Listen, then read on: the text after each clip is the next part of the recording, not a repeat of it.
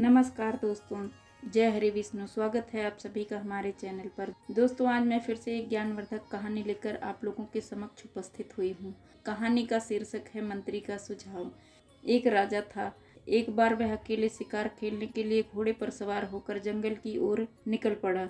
घने जंगल में वह इधर उधर शिकार खोजने लगा, मगर कोई शिकार नहीं दिखा। राजा निराश हो चला। उसे थकावट भी महसूस हुई। आराम करने के लिए वह एक पेड़ की छांव में जा लेटा। हवा का झोंका पाकर उसे नींद आ गई। उसका घोड़ा एक पेड़ से बंधा था। दोस्तों, जब आंखें खुली तो राजा की निगाह जंगल में भटक रहे 3 बालकों पर जा पड़ी। राजा ने उन्हें अपने करीब बुलाया, फिर उनसे पूछा, तुम कौन हो? हमारा नाम पुष्पेश, भीष्म और प्रताप है। हम गरीब और लावारिस हैं, वे एक साथ बोले। राजा ने फिर उनसे कुछ नहीं पूछा और कहा, मेरे साथ राजधानी चलो। तुम्हारी उम्र भी खाने पीने और पढ़ने की है। इनकी व्यवस्था मैं करूंगा। जी बहुत अच्छा। तीनों ने राजा की बात मान ली। राजा ने तीनों को अपने घोड़े पर बैठाया और राजधानी की तरफ बढ़ चला। दोस्तों, राजधानी पहुंचकर राजा ने अपने एक मंत्री से कहा, इन बालकों के रहने, खाने पीने और पढ़ाई की सारी व्यवस्था राजकोष से लेकर खर्च करें।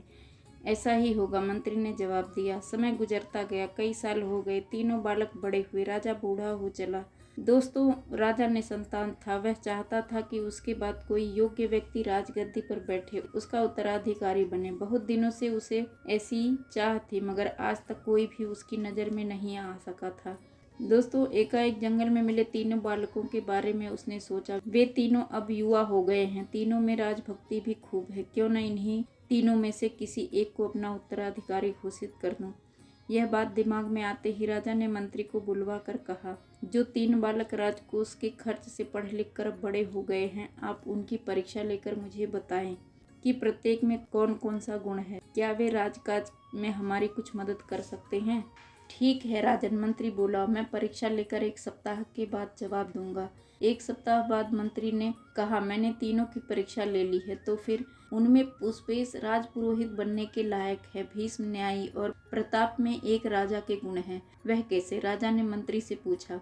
मंत्री बोला, एक दिन मैंने एक थाल में 3 सेब देकर उनसे कहा कि आज यही खाकर उन्हें रहना है और कुछ नहीं मिलेगा, एवं आपस में मिल बांटकर वे फल खा लें। अच्छी बात है, कहकर वे उस थाल को लेकर बगल के कमरे में चले गए। हाँ, तो राजा उत्सुक दिखाई दिए। मंत्री ने आगे कहा, बगल के कमरे में जाकर प्रताप ने दोनों से कहा, इतने सेब में तो किसी का पेट नहीं भरेगा। भीष्म और पुष्पेश, मेरे हिस्से का सेब तुम दोनों बांटकर खा लो। नहीं, मेरे हिस्से में 1 सेब है, मैं 1 ही खाऊंगा, न कुछ कम न कुछ ज्यादा। अपने हिस्से का सेब तुम खुद खाओ या फिर किसी और को दे दो, भीष्म ने स्पष्ट कहा। प्रताप ने पुष्पेश से कहा, फिर मेरे हिस्से का सेब तुम ही ले लो। ठीक है, कहकर पुष्पेश ने प्रताप के हिस्से का सेब ले लिया। मंत्री ने अब अपनी बात स्पष्ट की। प्रताप में राजोचित उदारता है। उसकी निगाह दूसरे के सुख दुख की तरफ पहले जाती है, अपने बारे में वह पीछे सोचता है। राजा की सोच प्रजा के बारे में ऐसी ही होनी चाहिए। बिल्कुल, राजा ने स्वीकार किया। भीष्म की न्यायप्रियता है। दूसरे का कुछ भी हिस्सा लेना उसे एकदम पसंद नहीं है। अपना हिस्सा दूसरे को देना भी उसे मंजूर नहीं है। भीष्म न्यायाधीश के योग्य जान पड़ता है। मंत्री ने आगे कहा, सम्मान के साथ दूसरे से जो कुछ मिल जाए उसे ले लेने में पुष्पेश को कोई संकोच नहीं है। मेरे ख्याल से उसमें एक राजपुरोहित का गुण मौजूद है। एक क्षण राजा चुप हो कुछ सोचता रहा, फिर एकाएक बोल उठा, फिर मैं प्रताप को अपना उत्तराधिकारी घोषित करता हूँ। जल्द उसके राजतिलक की व्यवस्था कीजिए। भीष्म उसका न्याय मंत्री होगा और पुष्पेश राजपुरोहित। मैं जल्द सारी व्यवस्था करता हूँ, कहकर मंत्री जी वहाँ से चले गए। प्रताप को राज्यकार्य सौंपकर कुछ दिन बाद चिंता रहित हो राजा तपस्या करने के उद्देश्य से वन की ओर चल पड़ा। दोस्तों, कहानी अच्छी लगी हो तो लाइक करें, चैनल को सब्सक्राइब जरूर करें। धन्यवाद दोस्तों। जय हरि विष्णु।